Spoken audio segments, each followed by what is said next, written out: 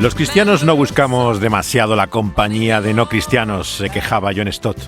Nos sentimos cómodos con otros cristianos y nos molesta la presencia incluso de un no cristiano entre medio. Y en esto no podemos estar más lejos del Señor Jesús, decía Stott. No es extraño que el Evangelio avance tan lentamente. A muchos les sorprenderá saber que en el fondo lo que Stott era es un evangelista. Nos hemos acostumbrado tanto a ver al evangelista como esa figura carismática, de gestos dramáticos, impresionantes ante las masas, con gracias y chistes, presión emocional, que cuesta pensar en alguien como Stott como un evangelista. Pero eso es lo que hacía, predicar el evangelio eficazmente, desde luego. Y ahora en esta consideración de su centenario, qué mejor que poder ver el papel que tuvo también en los años 50 al comienzo de su trabajo en tantas campañas evangelísticas.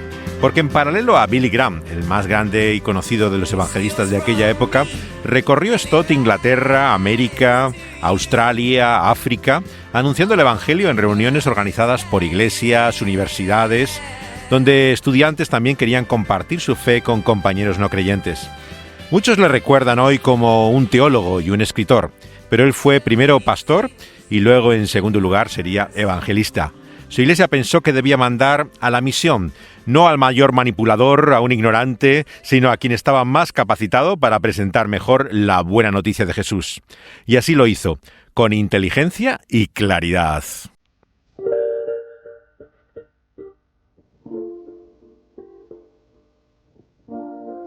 La segunda parte de estos años 50 la pasa Stott viajando por Norteamérica, Australia y África. Los auditorios eran principalmente universidades, como hemos dicho, donde presentaba claramente el Evangelio en una conferencia que organizaban los propios estudiantes. Antes o después solía coincidir que iba siempre Billy Graham. Funcionaba con su propia organización y él tenía un sistema muy diferente de viajar. Pero procuraban no coincidir, que no estuvieran al mismo tiempo y no saturar realmente los lugares que visitaban. Hablaban con frecuencia en el mismo público, pero en diferente momento. El contexto en el que se movía Stott era lo que sería la Comunidad Internacional de Estudiantes Evangélicos, IFES, que había nacido en Inglaterra a final de la Primera Guerra Mundial, 1919, y en América más o menos en vísperas de la Segunda, 1939. El año 53 le propone InterVarsity a Stott una gira por Estados Unidos y Canadá que iba a incluir universidades importantes, ¿no? Las que se suelen llamar de la Liga de la Hiedra, o sea, las más conocidas por su historia y por su alto nivel de formación para las personas de más importancia en la cultura americana. Estamos hablando de Harvard, de Yale, de las grandes universidades americanas, poco propicias todas ellas al testimonio evangélico, que se veía como algo de ignorantes, fanáticos, desde luego muy poco apropiado para ese contexto universitario. Tardó varios años en aceptar la invitación. Desde que 3 años había recibido la invitación antes, había consultado también con el obispo de Londres, con el consejo de su iglesia, y le pusieron una condición para poder viajar esos meses: que dejara un buen predicador en su lugar, que no sufriera la iglesia por sus viajes, pero por lo demás le animaron a aceptar ese tipo de invitaciones, diciendo que no le descontara de las vacaciones, que aparte de eso también tenía su derecho también a poder descansar aparte. Su primer viaje a América visitó 9 universidades durante 4 meses, o sea, pasaba hasta 10 días en cada una de ellas. La evangelización, por lo tanto, veía Stott, no es tarea del que no sirve para pastorear una iglesia, del que no puede enseñar en un seminario, sino todo lo contrario. Tenía que tener el corazón y el conocimiento para dar razón de su fe a cualquiera que deseara saber sobre esa esperanza que tenemos, dice el apóstol Pedro. Por lo tanto, se ha entregado esa tarea de la comunicación de la buena noticia, no a bufones y ambiciosos sin escrúpulos, sino a los que han hecho de la predicación el arte no del entretenimiento y el abuso psicológico, sino de la fidelidad a la sorpresa y el asombro del Evangelio. Tristemente, a diferencia de la Iglesia del Nuevo Testamento, hoy en día tal vez no mandamos a los mejores hombres como evangelistas, todo lo contrario. Pero la Iglesia Apostólica era muy diferente. No encontraban al mediocre o al aprovechado para evangelista, sino que buscaban a los más preparados que había en el contexto de la Iglesia para hacer su tarea. Con ese cometido es que Stott viajó a América. Stott fue en barco, como se hacía entonces los viajes transatlánticos. Los padres fueron a despedirle con su secretaria, Frances, al puerto de Southampton. Al embarcar, Stott se ofreció al capitán a dirigir un culto en la nave. El domingo, el transatlántico llevaba curiosamente el nombre de Estados Unidos. Le pidió al sobrecargo que hiciera la lectura en el culto y parte de la orquesta que acompañaba los bailes en la nave también estuvo tocando los himnos, pero había muy poca gente que quiso asistir al culto. El bosquejo del sermón se ha conservado. Era sobre Filipenses capítulo 3 y da una idea sobre cómo eran aquellas predicaciones de Stott. Decía, primero, que es posible tener a Cristo como amigo, ese era el primer punto. Segundo, que tenemos que confiar en Él, en Cristo, y como nuestro Salvador, y descubrir en Él nuestro mayor tesoro, decía el siguiente punto del mensaje que hizo en el barco. Tras sufrir un temporal, la mitad de la travesía llega finalmente a Nueva York, donde grabará un mensaje para la radio. Visita las Naciones Unidas y ve la puesta del sol sobre el Empire State, antes de tomar el tren que le llevaría a Canadá, donde en Toronto le esperaba un joven matrimonio que le iba a acompañar por todo el país. Se llamaban los Tyndale, como el famoso traductor de la Biblia que da nombre a una editorial. Tony, que era Tyndale, había sido capitán del ejército y se había convertido al cristianismo y estaba recién casado con Penélope, que era miembro de la propia iglesia de Stott. Tuvo tal intimidad con ellos que dice que había días que se quejaba incluso de que tenían relaciones sexuales por la noche y no le dejaban dormir. Hasta ese punto estaba cercano a ellos en aquellos viajes. Las conferencias que iba dando por todos los sitios que pasaba, acompañado por el matrimonio, dan una idea clara de cuál era el mensaje de Stott. Una y otra vez el título suele ser El cristianismo es Cristo. Estamos en América, como la canción de Neil Diamond, que habla de la historia de este país, por el que Stott viajó extensamente a partir de entonces, pero estamos en su primera visita. Aquellas conferencias que daba en Estados Unidos eran generalmente al mediodía. Los estudiantes solían comer mientras le escuchaban, de hecho. En muchas de las ciudades con las que pasaba también hablaba en desayunos que organizaban para pastores que había en la localidad.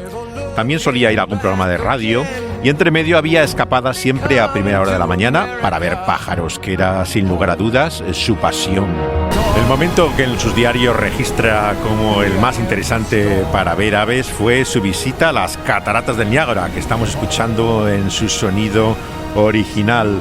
A muy primera hora de la mañana, en el motel que estaba con el matrimonio Tyndale, desaparecía y se marchaba justamente a todos los contornos de las cataratas, donde, según parece, había un tipo de aves, patos, muchos de ellos que no se ven en ninguna otra parte, y que tuvo la oportunidad de escribir todos aquellos que había logrado avistar, muy cerca de donde más se aproxima el barco que recorre las cataratas y que está muy cerca, justamente en ese mismo punto es donde esto también logró ver algunas de las aves más curiosas en su viaje.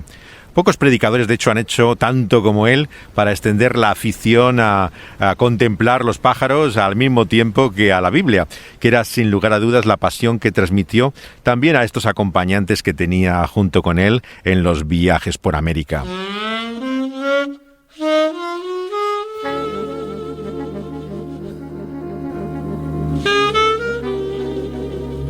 Stott observó que la mayoría de las familias evangélicas americanas evitaban enviar los hijos a universidades que consideraban seculares. Había muy pocos estudiantes cristianos en aquellas universidades, sobre todo en estos que eran los principales centros de influencia académica y de la vida social americana. La influencia además estaba muy mermada porque había muchas denominaciones que tenían su propia organización de estudiantes. Los enormes costes educativos además hacen que en América cueste una fortuna. Prácticamente hay que pedir un préstamo para poder ir a la universidad. Y en esa Liga de la Hiedra, un término que era de origen deportivo originalmente, se solía denominar con ese término, la Liga de la Hiedra, a las principales 8 universidades privadas que había en Estados Unidos que tenían unas competiciones conjuntas. Pero luego el término se utiliza para hablar sencillamente de la educación de la clase más exquisita y privilegiada americana que tiene acceso a estos centros. Las conferencias de Stott tenían siempre como un estilo coloquial. Podríamos decir que hablaba más que predicaba, ¿no? Para entendernos. Tenían contenido teológico, pero evitaba siempre lo distintivo de una denominación en particular. No era fácil para la gente asistir en la universidad a una actividad cristiana, sobre todo en lugares como Harvard, donde el rector llegó a decir que el propio apóstol Pablo, si visitaba la facultad, nadie iría a conocerle, le dijo a Stott. El tipo de teólogos que invitaban a estas universidades generalmente no eran evangélicos, eran de pensamiento liberal y que podían ser aceptables para esa comunidad académica. El siguiente orador que habló después de Stott en Yale, por ejemplo, fue un profesor tan controvertido por su moralidad y falta de ortodoxia como era Paul Tillich, que su propia esposa escribió un libro sobre su libertinaje sexual. Realmente eran personajes nada recomendables y en nada parecidos a Stott. Vemos que Billy Graham tal vez sería el único que lograba hacer incursiones con Stott en estos sitios, que después de invitarle a una conferencia en Princeton también le pidió que pasara las Navidades con su familia en Carolina del Norte. Esta es la canción del estudiante de Joni Mitchell, que es canadiense, pero se dio a conocer como Baez y otros de las grandes figuras del folk en los clubs donde se reunían los estudiantes. Generalmente eran bares, lugares en los cuales había un escenario, y en ese público particularmente universitario es que se produce el resurgir del folk en los años 60. Luego ya se trasladaría a California Mitchell y otros artistas y se hicieron conocidos en el ámbito discográfico, pero su origen era en el medio estudiantil.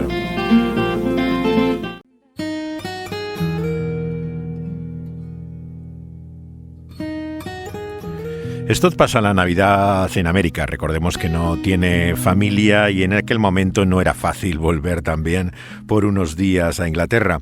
Es entonces cuando en Carolina, en la casa del evangelista Billy Graham con su familia, se hace la famosa foto que pueden ver fácilmente en internet, que apareció en un periódico local. En él se ve a Stott con Billy Graham junto a un enorme perro de montaña de los Pirineos, exactamente la raza que tenía el evangelista americano. La foto se tomó la Navidad que estuvo con Billy y Ruth, acompañados de los 4 hijos que tenía en la casa de Montreat, que se llamaba el pueblo donde estaban. En los diarios John escribe que le impresionó la pobreza en la que vivían los granjeros de aquella zona. Vivían en las montañas bastante precariamente. Los hijos de Billy Graham eran todavía muy pequeños entonces. Luego vendrían sus historias de divorcios, drogas, alcohol, todo el desastre de la familia Graham. Pero desde luego, en aquel entonces estaba muy lejano de llegar a aquellos días. Y no fue por falta de instrucción en el Evangelio ni piedad de los padres, desde luego. La más cercana a Stott es sin lugar a dudas la que para muchos era la oveja negra de la familia, y yo creo que sin duda la más brillante como predicadora y escritora, que es Ruth, la hermana mayor del que ahora actualmente lleva la organización de Billy Graham. Frankie, que fue también durante un tiempo también considerado oveja negra, pero bastante más mediocre en todos los sentidos. Ruth estaba divorciada 2 veces, había tenido una hija con anorexia, fue también 2 veces madre soltera, o sea, tiene un historial desde luego nada elogioso para el mundo evangélico, un hijo drogadicto. Sin embargo, es una de las más honestas, sin duda, de la familia Graham, una persona con una fe sincera, ferviente y tremendamente reflexiva e inteligente.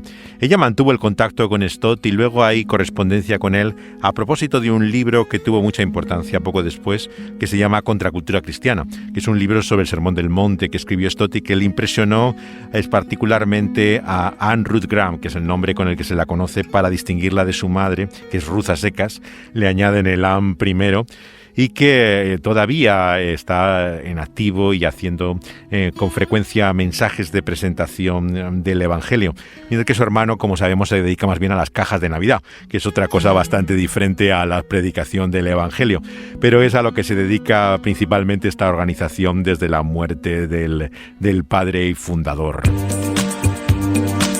Esto no es América, cantaba David Bowie, y desde luego que en Europa lo que ahora tenía mucha importancia era la Alianza Evangélica, un organismo que en Estados Unidos ha tenido siempre muy poco peso.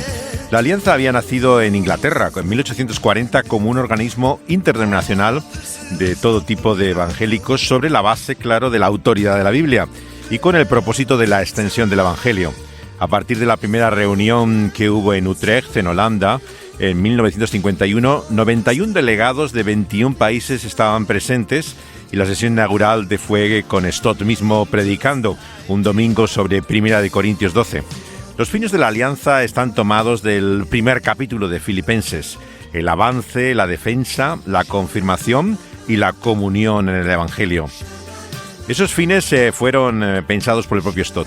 Según el representante británico Jack Dane, cuenta que una vez en una pausa estaba sentado junto a Stott en un sofá y sacó una Biblia que llevaba en el bolsillo, siempre pequeña, y se los dictó al momento los 4 puntos, que fue apuntándolos en un papel y los presentó a la asamblea a continuación. El auditorio que la Alianza encontró para las reuniones de la campaña de Billy Graham era la arena de Harringay. Era propiedad de una asociación de carreras de coches, de Greyhounds. La sesión final fue en el estudio Empire que había en Wembley. Entre medio habló en universidades, en Oxford y Cambridge, y el propio Churchill le invitó a la residencia de su calle de Downing Street, donde vive el primer ministro, a hablar unos 40 minutos, parece. Hizo también luego una visita privada a la reina madre en la casa Clarence, que motivó la predicación a la reina y los miembros de la familia real en Windsor, un domingo, que es lo que cuenta la serie The Crown. Kennedys to former King Edward VIII, Queen Elizabeth hosts a lot of famous visitors in season 2 of The Crown, but one of the most meaningful guests for the monarch is American evangelical Reverend Billy Graham. During episode 6, the Queen is enthralled while watching Graham's sermon on television with the Queen Mother. Esta es la referencia al 6º episodio. Aparece en la 2ª temporada de la serie The Crown, que está en Netflix, donde en cada uno de ellos la reina está teniendo contacto con diferentes visitantes en Gran Bretaña. Poignant chats about the Queen's desire to be a simple Christian and her struggles with forgiveness. In real life, the unlikely pair had a special. Aquí introducen el hecho de cómo está preguntándole al conocido evangelista Billy Graham cómo poder encontrar el perdón, ya que está intentando vivir como una auténtica cristiana. You're very kind to find time for me again. Oh, do sit down. Este es el comienzo de la visita en que la reina invita al evangelista que se sienta en su casa después de haberle escuchado en un programa de televisión. I asked you here today because there's something that I'd very much like to hear your views on. Ma'am. Forgiveness. El tema sobre el que pregunta Billy Graham es el del perdón, ya que a él le preocupaba, como cuenta este episodio, a la reina particularmente, cómo era posible perdonar. Los conspiracionistas tienen siempre a la Casa Real Británica en su punto de mira, no porque realmente sea ni mucho menos cristiana que otras monarquías, ¿no?, sino por una teoría absurda que pretende ni más ni menos que son reptiloides, criaturas extraterrestres, y que la reina además en particular estaría dedicada a la matanza de niños en ritos satánicos, hasta ese punto de absurdo. Es curioso cómo cada vez que aparece incluso en una página cristiana una referencia a Isabel II, aparecen absolutamente todos los troles conjuntos, ¿no?, recordando que es una asesina de niños y que en realidad tiene forma reptiloide, y colocan unas fotos para sugerir su aspecto de perfil de reptil. Esto que es tan peculiar de esta época y de este mundo tan absurdo en que vivimos, no puede estar más lejos de la realidad. Como vemos en la serie The Crown, es probablemente una de las monarcas de Europa más seriamente comprometida con la fe cristiana y que busca, como en este episodio, verdaderamente actuar de acuerdo a su fe. Queen Elizabeth and Billy Graham's The Crown friendship actually happened in real life. Netflix's hit drama The Crown keeps some details of Queen Elizabeth's life royally accurate and embellishes others, as we've revealed. So where does the Estos son los medios informativos estadounidenses que están totalmente sorprendidos, ¿no?, por la aparición de nuevo del evangelista Billy Graham, alguien que las nuevas generaciones ya no están tan familiarizados, aunque en su día fue considerado el pastor de América, como dice tal vez su biografía más neutral respecto a su figura, que tuvo una enorme importancia política ya que trató prácticamente con todos los presidentes durante una larga temporada. La campaña de Billy Graham también en Inglaterra tuvo considerables críticas en la prensa. Por ejemplo, el escritor Priestley describió a sus convertidos como víctimas de la emoción, y Stott decidió intervenir en los medios de comunicación para defender a Billy Graham.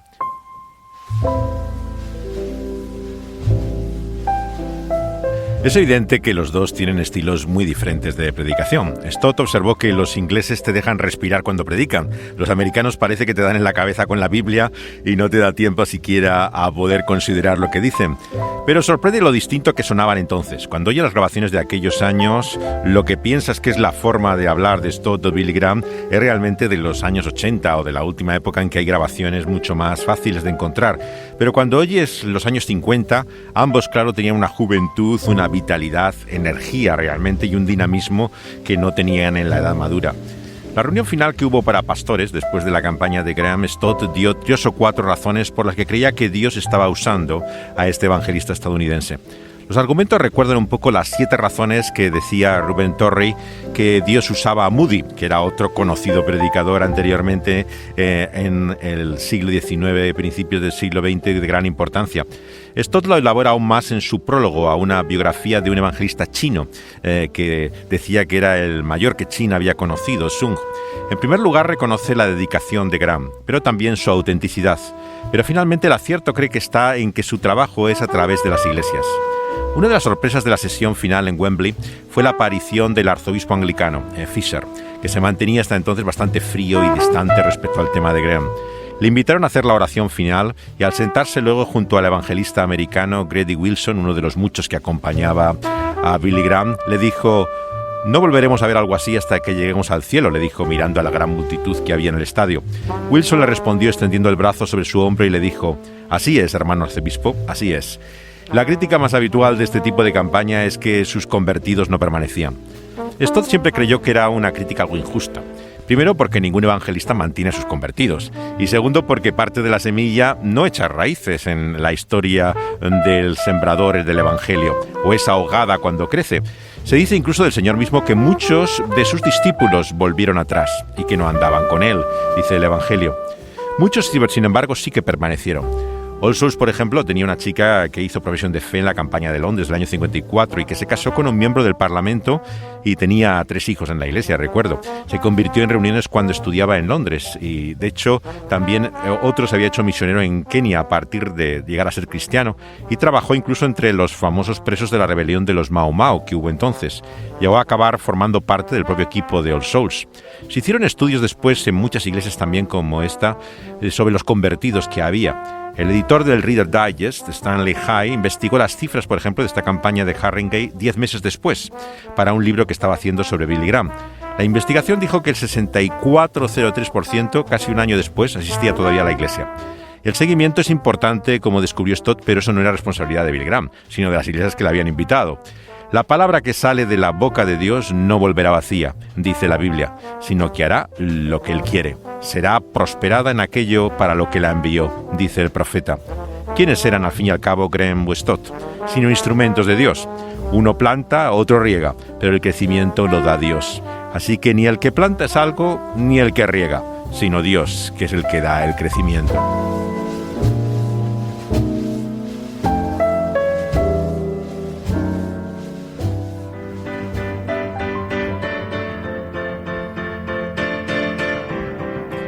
Seguiremos hablando de los viajes de John Stott en aquel entonces. Nos queda su visita a Sudáfrica, Australia, y recuperaremos en algún momento su relación también con Billy Graham.